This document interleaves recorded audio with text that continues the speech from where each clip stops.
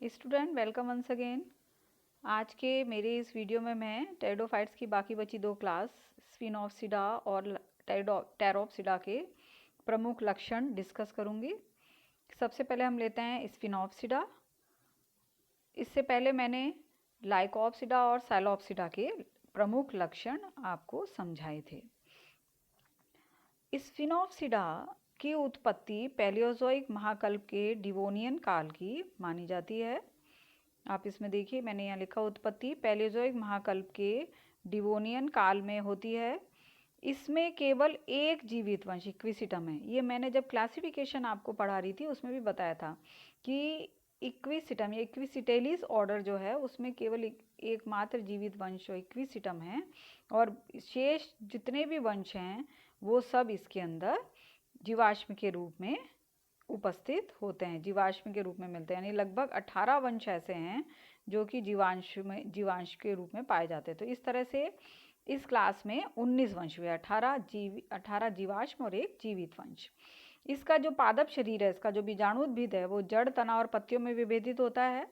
इसका स्तंभ, स्टेम या तना जो है वो संघित जॉइंटेड होता है। जॉइंटेड से मतलब होता है उसमें पर्व और पर्व संधियां दिखाई देती हैं, और शाखित होता है, जिस पर यानी तने पर उभार और गर्त, इंग्लिश में हम कहते हैं रिस और ग्रूव्स, उभार होंगे और गर्त होंगे, इस तरह से इसमें पाए जाते हैं। और चूंकि जॉइंटेड है तो सुस्पष्ट पर्व और पर्व संधियां, नोड और इंटरनोड इस पर मिलते हैं। यानी जॉइंटेड जो संगीत तना है जिसमें पर्व और पर्व संधि बिल्कुल क्लियर दिखाई देते हैं। तो जितनी भी पर्व संधियां हैं, नोड रीजन है, हिंदी में हम उसको नोड, इंग्लिश में हम उसको नोड कह रहे हैं पर्व संधि को। तो पर्व संधि पर अनेक छोटी और शल्की पत्तियां चक्र में विन्यासित होती हैं, वर्ल्ड में घेरों में वो पाई जाती हैं, और पत्तियां छोटी होंगी और शल की रूप में होंगी। इनमें क्लोरोफिल नहीं पाया जाता है, इसलिए ये पत्तियां जो होती हैं वो प्रकाश संश्लेषण का कार्य नहीं करती हैं। जब पत्तियां प्रकाश संश्लेषण का कार्य नहीं करती हैं तो वो कार्य तने के द्वारा किया जाता है। तो यहाँ पर तना प्रकाश संश्लेषण का कार्य करता है। शाखाएं पर्वसंधि पर उपस्थित शल की पत्तियों के कक्ष से निकलती हैं। इस समूह की लुप्त जातियां जैसे कि कैलामाइटीज में द्वितीयक वृद्धि भी पाई जाती थी। क्योंकि हम फॉसिल की बात कर रहे हैं तो उसको पास्ट टेंस में लेते हैं, क्योंकि कैलामाइटिस जो था वो एक ट्री के फॉर्म में पाया जाता था, ट्री के रूप में मिलता था। इस चित्र में एक वायवीय शाखा को मैंने लिया है। अगर हम इसके पूरे उसकी बात करें, इक्विसिटम को, हम जीवित वंश को अगर पढ़ रहे हैं तो उसमें अंडरग्राउंड राइजोम होता है। उसका तना जो होता है वो अंडरग्राउंड ऐसे फॉर्म में मिलेगा, और वहाँ से निकलती हुई ये वायवीय शाखाएं इस तरह से मिलती हैं। तो यहाँ पर इस तरह से वायवीय शाखाएं पाई जाती हैं। ठीक है, इन वायवीय शाखाओं पर पर्व और पर्व संधियां पाई जाती हैं। तो जो ये दिख रहा है ये नोड रीजन है, यहाँ आप देख पा रहे हो ये पूरा एक शाखा है इस पे। ठीक है, तो ये जो नोड रीजन है, हिंदी में इसको पर्व संधि जो कहते हैं, इस पर्व संधि से ही फिर अनेक शाखाएं और निकलती हैं, और शाखाएं भी घेरों में निकलती हैं, और घेरों में ही शल की पण यहाँ पर पाई जाती हैं।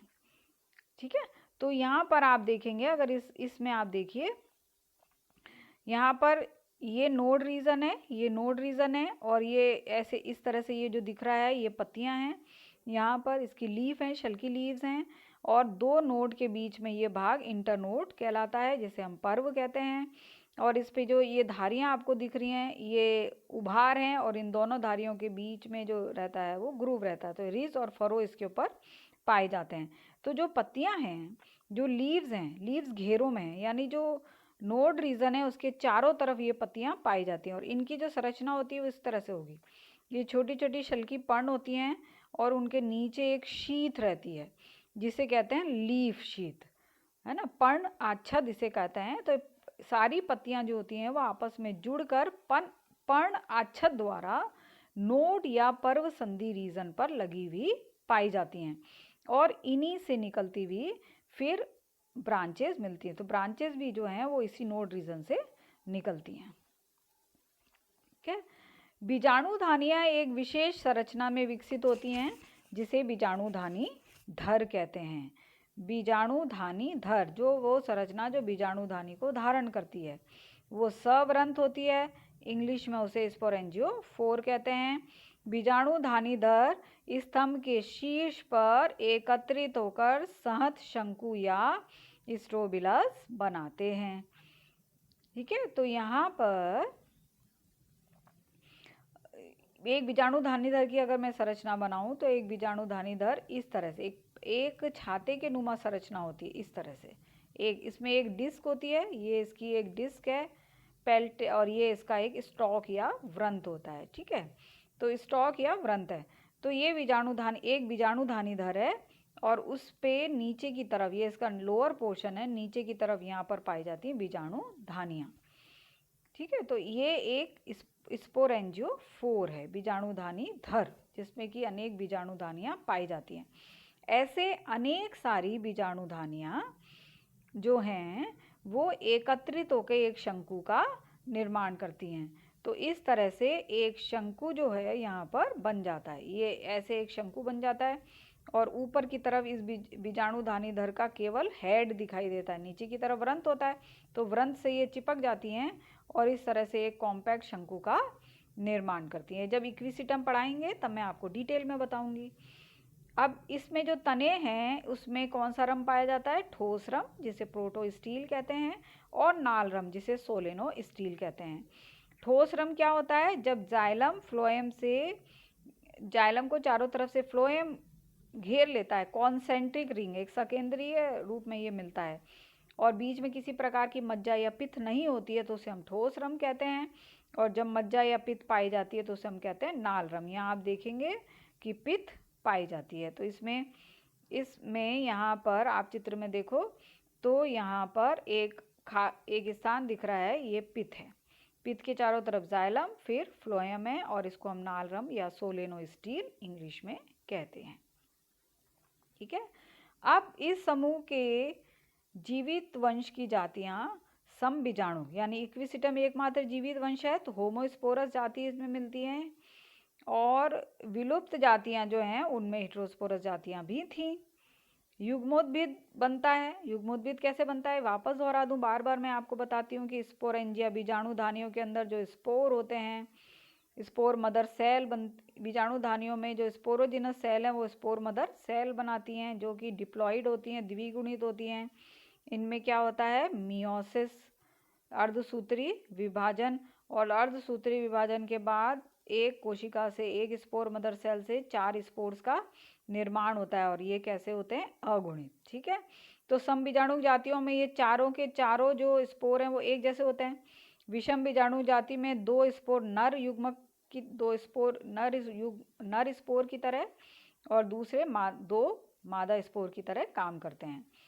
ठीक है, तो जो स्पोर समबीजाणुक जाति हैं, तो समबीजाणुक जातियों के अंदर तो एक ही प्रकार का युग्मोद्भिद बनेगा। युग्मोद्भिद वो संरचना जिसमें जड़ तना पत्तियां नहीं है, एक्स संरचना होती है, हैप्लॉइड संरचना होती है ना, तो उसका विकास जो होता है होमोस्पोरस जाति में बीजाणु भित्ति के बाहर होता है। तो ये कैसा हो गया? बहिर्बीजाणु। ठीक है, तो यानी बीजाणु हैं, ये बीजाणु में जर्मिनेशन होता है, और जर्मिनेशन के द्वारा इस जो जर्म ट्यूब बनती है इसमें अनेक कोशिकाएं बन जाती हैं, और ये कोशिका बाद में थैलस नुमा गैमेटोफाइट का निर्माण करती हैं। तो ये बीजाणु के बाहर बनता है, इसका डिवीजन बीजाणु के अंदर नहीं होता है, और ये स्वपोषित होता है, हरा होता है। हरा है इसका मतलब अपना भोजन खुद बना लेता है, इसे हम कहते हैं ऑटोट्रॉफिक या स्वपोषित होता है। और इस क्लास के स्पिनोसिडा की पूमणुओं की एक खास बात होती है कि पूमणु यहाँ पर बहुकशाभिक होते हैं। ज़्यादातर टेरिडोफाइट्स में पूमणु जो होते हैं वो बाईफ्लैजिलेट होते हैं, 2 फ्लैजिला पाए जाते हैं। यहाँ पर पूमणु जो हैं आप देखेंगे, ये पूमणु या एंथ्रेजॉइड हैं, ये शंख की तरह की इसकी पूरी बॉडी है, और उस शंख की तरह की बॉडी के ऊपर की तरफ घेरे के रूप में यहाँ पर अनेक सारे कशाभिक पाए जाते हैं। तो इस स्थिति को हम कहते हैं बहुकशाभिक या मल्टीफ्लैजिलेट। ठीक है, अब हम लेते हैं टेरोप्सिडा। टेरोप्सिडा टेरोफाइटा का सबसे बड़ा और एडवांस्ड प्रगत समूह है। इसमें लगभग 300 वंश और 10,000 जातियां शामिल हैं टेरिडोफाइट्स की। सामान्यतया इनके मेंबर्स फर्न कहलाते हैं। इनका जो पादप शरीर है वो पेरेनियल होता है, बहुवर्षीय होता है तथा जड़, तना और पत्तियों में विभेदित होता है। इस ग्रुप में, इस क्लास में अधिकांश सदस्य नम व छायादार स्थलीय आवासों में, टेरेस्ट्रियल हैं, में उगते हैं, लेकिन कुछ सदस्य ऐसे हैं जो जलोद्भिद हैं, जैसे कि एजोला, मार्सिलिया, साल्विनिया, ये जलीय हैं। तो आपको इन्हीं के नाम याद रखना है। ज़्यादातर जैसे टेरेस्ट्रियल हैं, स्थलीय हैं, लेकिन कुछ अगर जलीय हैं तो वो फिर कोर्स में आपके शामिल, वो क्वेश्चन बनाते हैं ना। तो एजोला और मार्सिलिया तो आपके कोर्स में है, जो हम डिटेल में पढ़ेंगे, और इनका नाम भी आप याद रखिए। और ओफियोग्लोसम वगैरह ये जो हैं वो अधिपादपीय जाति है। पेंडुलम, ओफियोग्लोसम इसकी अधिपादप जातियाँ हैं, तो इनका नाम भी आप याद रखिए। इस समूह के अधिकांश वंशों में स्तंभ जो होता है वो भूमिगत प्रकंद के रूप में मिलता है, राइजोम। भूमिगत तने को हम क्या कहते हैं? प्रकंद, इंग्लिश में कहते हैं राइजोम। कुछ वृक्षीय फंडों में, जैसे एंजियोप्टेरिस में, स्तंभ वायवीय होता है। ये अपवाद हो गया। फिर पत्तियां प्राय बड़ी होती हैं, यानी कि इसके सदस्य होते हैं वो गुरुपर्ण। बाकी जो तीनों क्लासेस पढ़ी, कौन सी तीनों क्लास? साइलोप्सिडा, लाइकोप्सिडा और स्फिनोप्सिडा, उनमें पत्तियां लघुपर्णी होती हैं। तो वो तीनों ही क्लास के जो सदस्य हैं वो लघुपर्णी हैं, और ये मेगाफिलस या गुरुपर्णी हैं।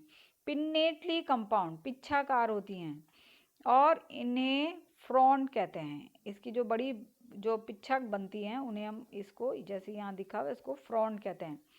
ओफियोग्लोसम में पत्तियां सरल होती हैं, यानी संयुक्त पिच्छाकार नहीं होती हैं। अब संयुक्त पिच्छाकारपण आप यहाँ देख लीजिए, ये यहाँ दिख रहा है राइजोम, ये इसका राइजोम है। इस चित्र को मैं बड़ा करके आपको दिखा देती हूँ, है ना। ये अंडरग्राउंड राइजोम है इसका, यानी प्रकंद है, तना है, और उस तने से ओरिजिनेट हो रही हैं पत्तियाँ, ये पूरी पत्ती हैं, ठीक है। तो ये एक लीफ है, यानी पिन्नेटली कंपाउंड है। ये लीफ जो है पिच्छाकों में टूट गई है, जैसे फ्रॉन्ट कहा जा रहा है, हम पिच्छाक कहते हैं। तो ये कंपाउंड लीफ है, संयुक्त पर्ण है, एक पर्ण अनेक पिच्छाकों में टूट गई है, ठीक है।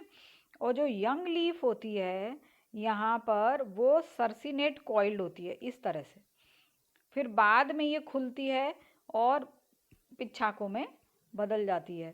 तो ये इसका एक कैरेक्टरिस्टिक है, इसको हम कहते हैं सर्सिनेट कॉइलिंग या कुंडलन, सर्पिलाकार कुंडलन।